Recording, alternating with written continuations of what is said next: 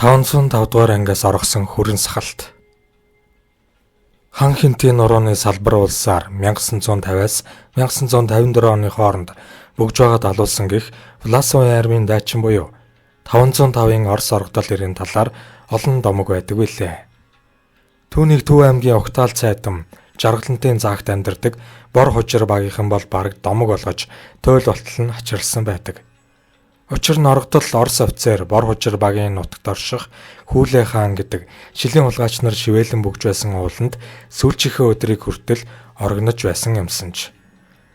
Нэг захаас нүглөө ашгарсан дуу нөгөө захт нь оройдоо л цуурайтаж хүрдэг хэмээн нутгийн хүмүүс магтаж биширдэг Хүлээ хаан уул нь 3 сумын нутаг дамнан оршдог хөглгөр хангаа бөгөөд тархсан дэвсгэрийн хэмжээгээр богдуулнаас ч том гэхээр тэнд бүгсэн хүнийг олж авахд бэрхтээ хайрхан гэдэг нь анзаарэгдчихвэ үтсэ.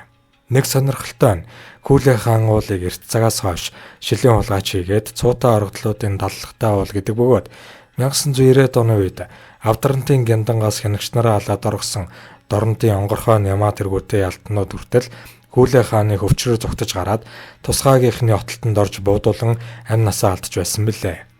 Тэгвэл Авдрантын орогдлуудаас 50 жилийн өмнө 1950 оны орчим Хүлээ хаан ууланд Орос орогдлын буундууд ачигнаж байсан бол 1900 оны орчим шөргөөн дамдан хэмээх шилийн хулгайч 3 хятад худалдаачныг цааш нь харуулж араас нь нэгсэн 15-ны цагдаа нараас 2-ыг нь хүн дээр шархтуулан Хүлээ хаан уул руу гарч байсан юмсанч. Түүнийг мөн л Манж амбны зүгээс тохон томилсон тусгай морьт отряд бүтэн жил ирж хайн самнаж байж Анчин Жаданбаа хэмээх мэрэгэн бууддаг нөхөр отж байгаад буудаж алснаар хэрэг шувтарч байжээ. Эндээс үзэхэд Хүлээ хаан ууланд 50 жилийн зайтай ямар нэгэн зэвсэгт мөргөлдөөн заавал гарч хүний цус орсдог гэсэн мухар сөсөг хүртэл бий болж байлаа.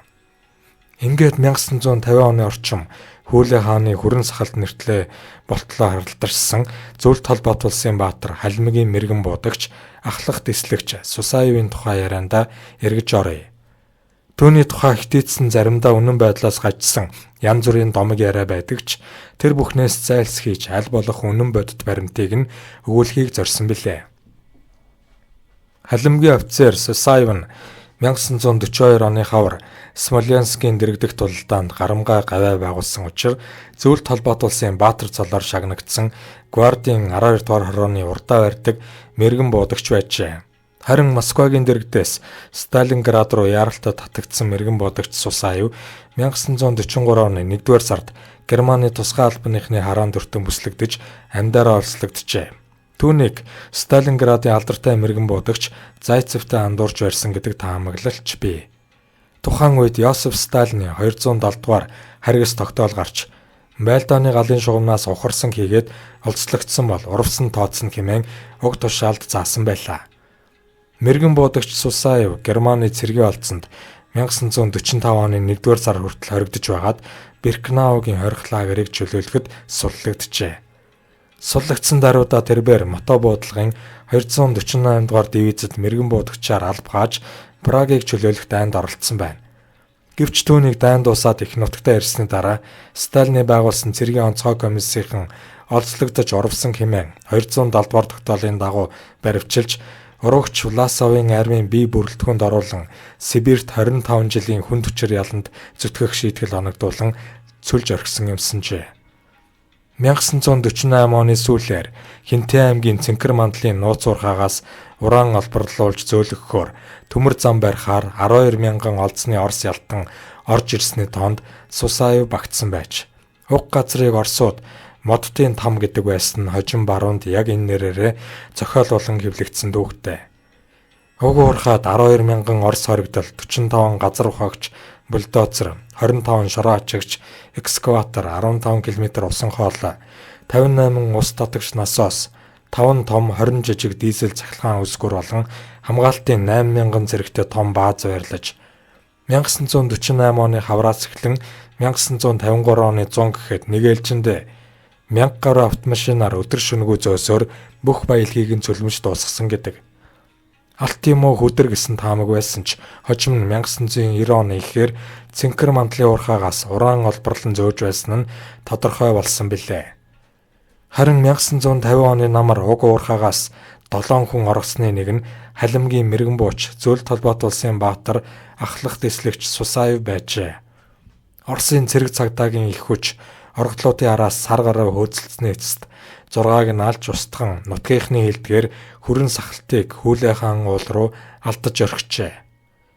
Угаасаа Хүлээ хаан ууланд эрт дээр үеийн шилийн эрсийн орогнож байсан хэд хэдэн агуу нуувч билээхэн байсан нь мань эрд нуугдах боломж олгосон байна.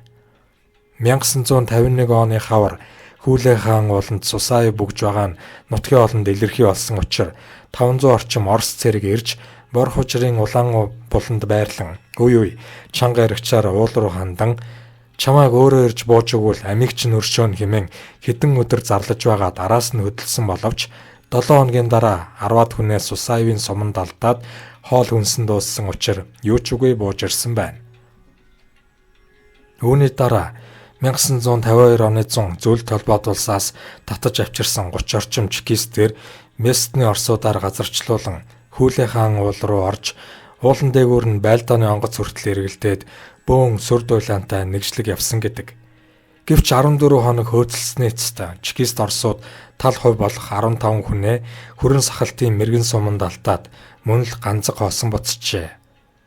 Түүнээс хойш хэд хэд удаа монголчуудыг хүртэл оролцуулан отолт занг хийж үдсэн боловч Сусаев өөрөө цэв цэвэрхэн харин ч мэдэгдэхүйц хүн хүчний хохирол учруулад зайлан гарч чаджээ. Гэхдээ тэрээр монголчуудыг амин газраар нь бос шархтуулж бууддаг байсан бол харин өөрийгөө мөрдсөн орсуудыг цохонд нь юм уу зүрхээр нь нэвт буудаж алдаг байсан гэдэг. Үүний дараа 1953 онд мөн л Оросын 300 орчим зэрэгтэй цэргүүд ирж Хүлээ хаан уулыг нэгжин хүрэн сахалтын араас мөшгсөн боловч 20 орчим хүнээ хядуулаад орогдлоо барьж чадалгүй ямар ч урамгүй ботсон байна. Энэ явдлын дараа жил хэртээ Сусаевыг мөрдөн хөөх үйл ажиллагааг зогсоожээ. Ингээд 1954 оны 100 Москвагаас Катерина хэмээх чекист хүүхнийг авчирч нутгийн ногоочин Орос Климовын суулгахын зэрэгцээ уул усанд дасгаж хэд хоног бэлтгэл хийлгээд хэдэн өдөр цор ганцаарнг нь ойд жимс түлхэхээр морин тэрэгтэй явуулжээ. Катерина хэмээх тэрхүү царайлаг чекист хүүхэн яг л алтан гургалтай шиг уянгалаг хоолоогоор дуулдаг нэгэн байсан гэдэг. Тийнхүү жимс түүж яваад санамсаргүй байдлаар хүрэн сахалттай тааралдаж цаадах нь ганцаардсан эр хүн юм болохоор хүүхэнд шууд л сэтгэл татагджээ.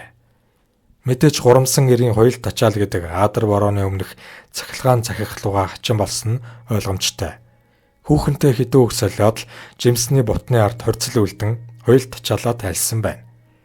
Ийхүү хэд хэд удаа сэжиггүй болцож ингэр зөрүүлсний улмаас дотолсны дараа нэг удаагийн уулзаж болцох газарт нь шилдэг 12 мэрэгэн буудагч аваачин отоонд суулгажээ. Сусаевыг амдаар нь барих маш осолтой байсан учраас газар дээр нь буудан алга тушаал өгсөн гэдэг юм. Ингээд мань нэрийг Катятай болцсон газараа уулзахаар ирэхэд нь мэрэгэн буудагчид газар дээр нь Сусаевыг шууд нам бодон унагсан бөгөөд хожим нь мөн эсхийг нь үзэж гэрчлэхээр очисон монголчууд биедэн 6 толгойд нь 3 сумны нүх онгоож байсан хэмээн ярьдаг ажээ. Оросын шалгарсан 48 шилдэг чекистийг Монголын нутагт буудан устгасан халимгийн баатарлаг оргодлын үнэн бодит түүх ийхүү эмгэнэлтэйгээр өндөрлсөн бөгөөд харин түүний тухай үлгэр туйлс шиг өчнөөн яриаг өнөөдөрч нутгийн ардууд үргэлжлүүлэн зохиосоор байгаа билээ.